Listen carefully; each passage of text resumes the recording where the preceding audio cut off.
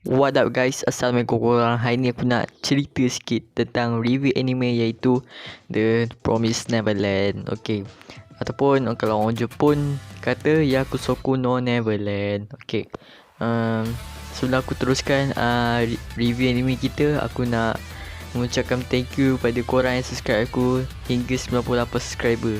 Thank you so much. Lagi 2 je nak dapatkan 100 subscriber. Okay, tapi aku nak cakap sikit lah. Ini video last aku review anime. Pasal apa aku banyak yang kecam aku. So aku dah macam malas nak cerita review anime ni. So korang dengar yang aku sampaikan. Okay, tanpa mengelakkan basa-basi lagi, ayo kita ke review anime. Okay guys, aku cerita dia punya tempat ni dulu. Okay, ada satu tempat ni kan, dia ada kat situ ada rumah anak yatim, tapi dia punya tempat terpencil. Memang susah orang nak jumpa. Okay, kat situ kita boleh lihat kan, penjaganya sangat-sangatlah baik. Dia jaga dengan kasih sayang, makan dan juga minuman. Memang minuman, aduh apa aku ni. Okay, dan kat situ juga tempat tu ada ujian guys, ujian kecerdasan. Okay, kalau korang tengok cerita mesti korang tahu punya kan, mesti ada budak paling genius kan. Siapa yang watak genius tu ataupun watak utama dia, iaitu Emma, watak utama dia. Tapi 3 orang ni memang pandai, Emma, Ray dengan Norman. Diorang 3 ni memang IQ memang hype gila. Okay, dan selalu markah penuh lah, tak ada fail langsung. Sampai member dia pun iri hati dengan dia. Iri, bilang bos. Okay, dan kat situ bukannya duduk selama-lamanya kan. Yelah, mana ada tempat yang selama-lamanya kan. Tapi dia ada had dia. Contoh, seorang bayi yang berusia 3 bulan yang datang ke tempat tu, yang dijaga oleh penjaga tu lah kan. Sebelum tu aku nak cakap sikit, penjaga ni namanya Isabella. Okay, dan okay, cerita pasal tadi. Okay, dan baby tu dihantar ke tempat anak yatim berusia 3 bulan sampai dia 6 tahun. Ataupun contoh 6 tahun ataupun 12 tahun. Macam tu. Tapi kalau lepas 6 tahun tu dia ada, kira selamat jugalah dia ni. Tapi Emma dengan Norman ni antara paling tua lah kat situ. Dia berusia 12 tahun. Manakala Ray pula berusia 11 tahun ataupun 10 tahun. Aku tak pernah ingat. Okay, korang boleh faham lagi apa yang aku berkata ataupun bercakap. Okay, nak jadikan cerita guys. Ada satu budak perempuan ni yang berusia 6 tahun, iaitu Connie. Budak tu comel lah bagi aku lah. Bagi korang macam mana. Dan dia sangatlah baik kan. Selalu dia tak adalah macam sombong sangat, tapi dia baik lah. Orang kata budak perempuan lah mestilah baik kan. Dan pada satu hari tu, Isabella memberitahu lah dia akan balik pada esok malam. Dan Connie pun berasa sedih lah sangat. Pasal apa, dia kena tinggalkan kawan-kawan dia yang sangat-sangat baik kan. Dan pada malam tu pula dia memakai bukan kot, dengan topi. Selalunya kalau orang yang dihantar pulang kan, ataupun keluar daripada rumah tu, mereka akan membagikan pakaian kot dan juga topi. Macam cerita James Bond tu kan, yang pakai kot tu kan. Macam tu lah kan. Dan Connie pun berasa sedih lah kan. Okay, dan Connie pun dia dah bersalam-salaman, bermaaf-maafan. Diorang dah salam-salam tu.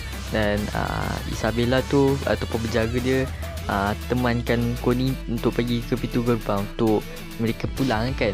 Selalunya kalau budak-budak kalau nak balik mesti kena ada Isabella untuk menemankan budak tu lah. Macam tu. Dan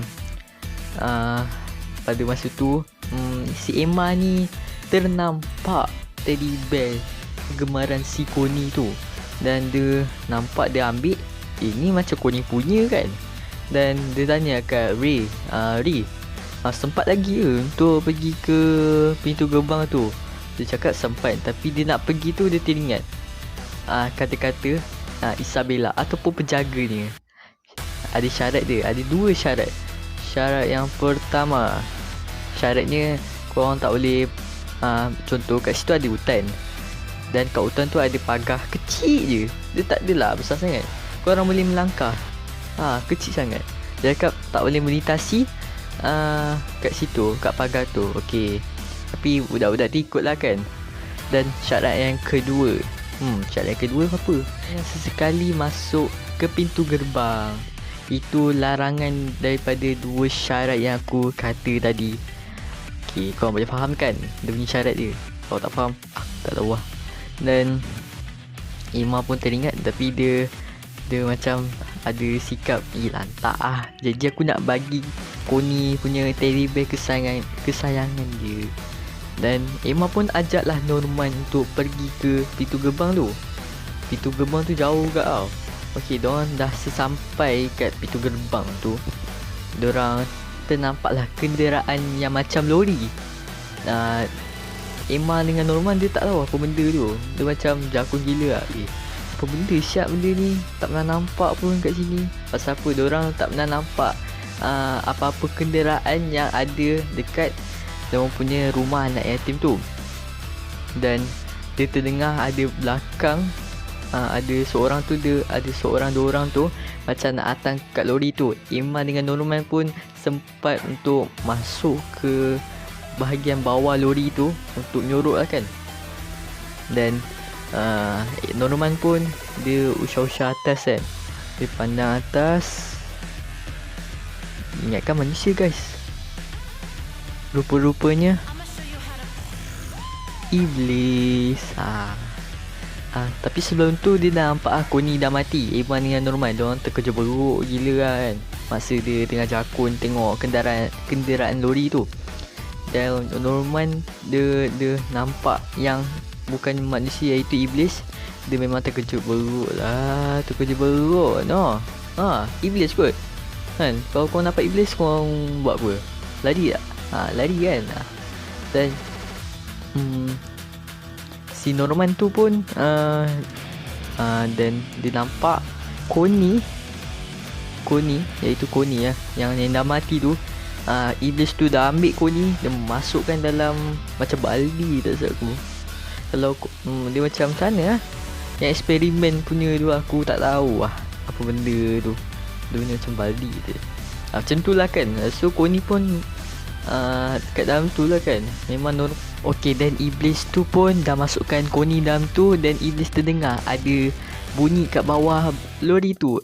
Dan iblis tengok tak ada orang. Nasib baik Emma dengan Norman tu sempat melarikan diri daripada iblis tu. Dan dia memang dah nampak Isabella masa kat dalam pintu gerbang tu. Dan Emma berkata kan, selama ni kita diberikan layanan yang terbaik hanya untuk memberi makan kepada iblis. Dan Norman kata, nak buat macam mana kan. Dan pada saat tu, pada hari tu, pada malam tu, Emma dengan Norman mula berhati-hati dengan Isabella, iaitu penjaga anak-anak yatim itu. Okey, itu sajalah dalam video kali ni. Kalau korang suka, korang share kat semua orang. Okey, korang share je kat status WhatsApp, status Facebook, story Instagram, macam-macam lah. Korang share je. Okey, itu saja daripada aku. Assalamualaikum.